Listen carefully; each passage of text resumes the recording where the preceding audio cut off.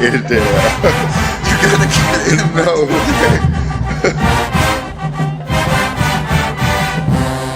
My name's Somar. I'm from Fayetteville, North Carolina. I'm a senior music ed student. I'm the Euphonium section leader. Good morning, everyone. It's Tuesday, September 20th. It's about 8:30 in the morning. I'm about to get my morning started. Why did you choose A&T? To be real, I chose A&T for the band. I was going to go to UNCG for the music program, but no one really talked to me about A&T's band before I got here, so I didn't know if I could go to UNCG and march at A&T. So I decided to come to A&T, major in music, and march for the band. And then when I got here, I found out that you could go to UNCG, but I didn't find out until like my sophomore year. So I decided just to stick around because I like the environment anyway. So I parked off campus. So race is right here. Music department. What's a typical day like for you as a music major? Me, I practice a lot. I don't go into the practice rooms a lot, so I'm not really in Fraser. But I'm either practicing for my senior recital, which I have next semester, or I'm practicing marching band music because as a section leader, I need to know all the parts. So I need to know my part, the second part, the third part, and the baritone music because most of the time the baritones have different parts than us euphoniums. So I have to practice marching band music, concert music. I have to keep my scales straight. So I practice lip slurs, finger dexterity, all my scales. I still have classes on my instrument, so I got to practice, my 48 scales. That's where I'm at right now. But yeah, just a lot of practice. I don't really have that many gen ed classes like math, music, science, but it's a lot of practice every day. So I'm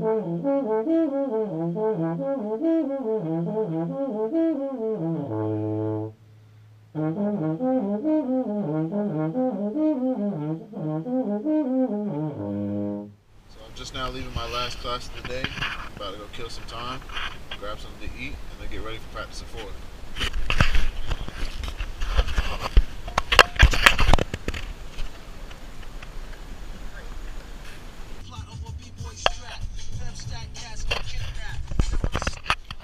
Say what's up. What's up? BGMM up in here, Euphonium section. What's up? Best section leader in the world. How do you balance school, band, and everything else? It took time. Freshman year, for first semester I had a 1.2, I think, 2.2. And so after I adjusted second semester I had a 4.0. So I brought it up. I don't really like having bad grades, but there was only so much you could do when you're here learning a new show every week, learning new music, learning new drill. On top of that, I'm a freshman, but it took time. I didn't get the hang of it until about sophomore, junior year is when I really decided, I'm here for school. I'm here to graduate. I'm not here for band, so it's really school, band, everything else. The further into my studies I get, the more lax my schedule is and the more time I have for my studies. So usually I get my studying out and my assignments out before I actually come to band practice. So now it's about 2:30. Now really what I'm about to do is just knock out like 2-3 assignments before practice and just chill. Practice starts at 4 o'clock. So I'm just... Day in the life.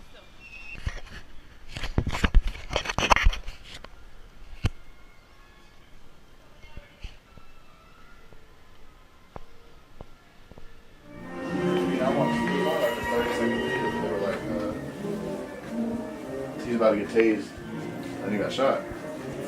Like, straight like that. It was like, tased about like, oh fuck. So, it was wild though. What was he saying? The policeman? No, the guy. The dude wasn't saying anything. Well, you can hear in the video what he was saying. But the police officers were like, But he had his hands up. He was going like this, so. With everything going on in society, how is it being a minority at an HBCU? not a lot of people, but some people look at me differently. Since I've been here, not a lot of people like, slander me or whatever. But I have been in a couple classes where people have asked me, why did you come to an HBCU? And so, but I don't really like take offense to it because of the things that black people have been through in America. So, I mean, I understand where they come from, and I hold no like harsh feelings towards anybody, you know.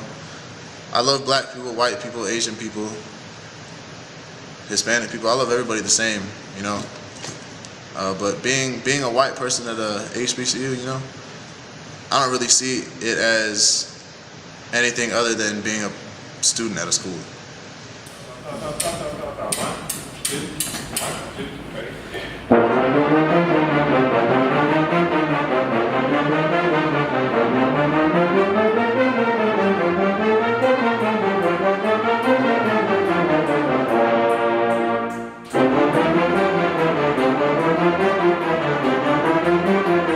Being that you have a young section, what are some of your challenges?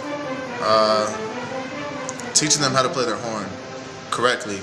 I know a lot of people, a lot of my freshmen come in like admiring other bands, and so they try to sound like other bands, but in order to do that, they don't have the proper technique, so they get into the bad habits of, like, you know, puffing their cheeks, jerking when they play, and stuff like that. So I have to break the habits that they made, and I have to build them up from the ground up. You know, we have 3 people in the section now who have never played the instrument in their life.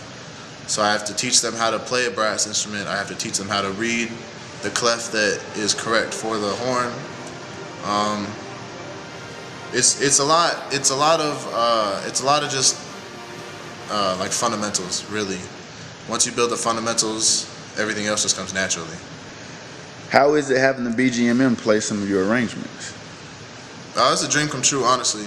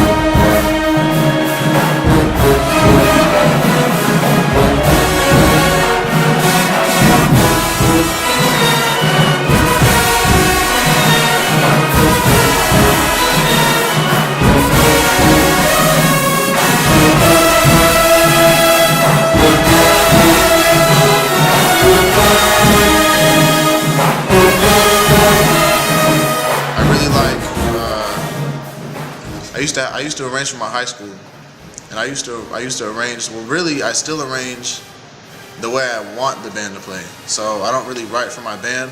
I write for the band that I want, which in a way is bad, but it's good at the same time because I don't write completely off the wall things. I write to where I know they could play if they practice, and so hearing the band play, you know, songs like Liberian Girl, I'll Be in the Sky, Fumble last year, it's just being able to hear the sound from the podium, it's just something I never thought I'd experience so soon. So right now, we're on 6 o'clock dinner break. We have an hour, and then after this hour dinner break, we report back to the field. I'm about to go find something to eat, probably just like Bojangles or something, since that's the closest place. Bojangles is like right beside the band now.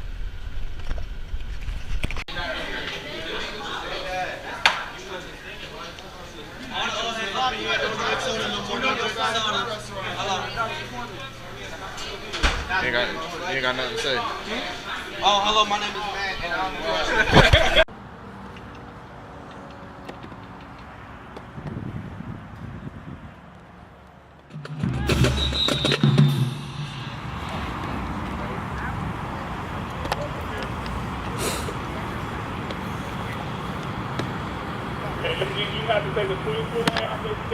Jump on my second. All you doing is moving it down.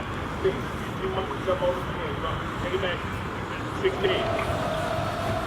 Just get jump on the hand.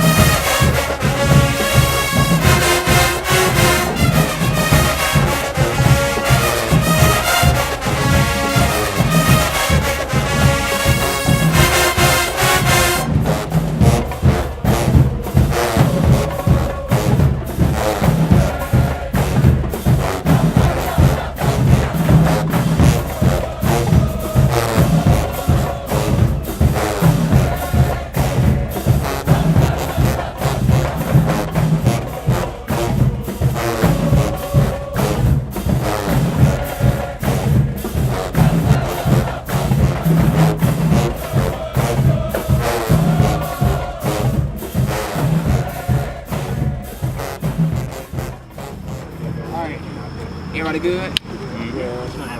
We're gonna make cuts tomorrow. Just learn it, but it's gonna get cut. Just learn it though, okay?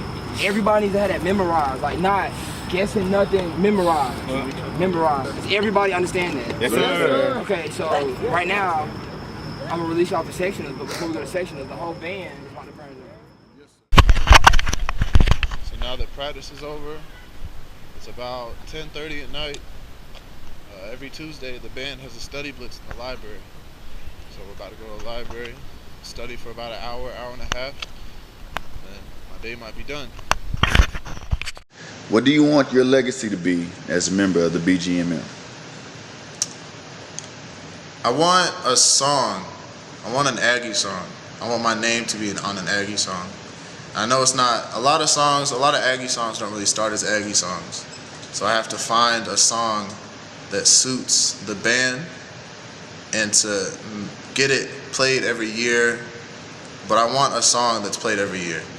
And after I graduate and I get my master's, I'm planning on coming for that gold coat, to be real. I want that gold coat. That's what my legacy is. I want that gold coat. So it's about 12, 11. I just got back from the library for a quick study session with the band. About to take a shower, do like a quick 15-minute study session for this test in the morning. But other than that, I appreciate you guys spending the day with me. This is the life of the Blue and Gold Marching Machine. This is me signing off. All right, y'all.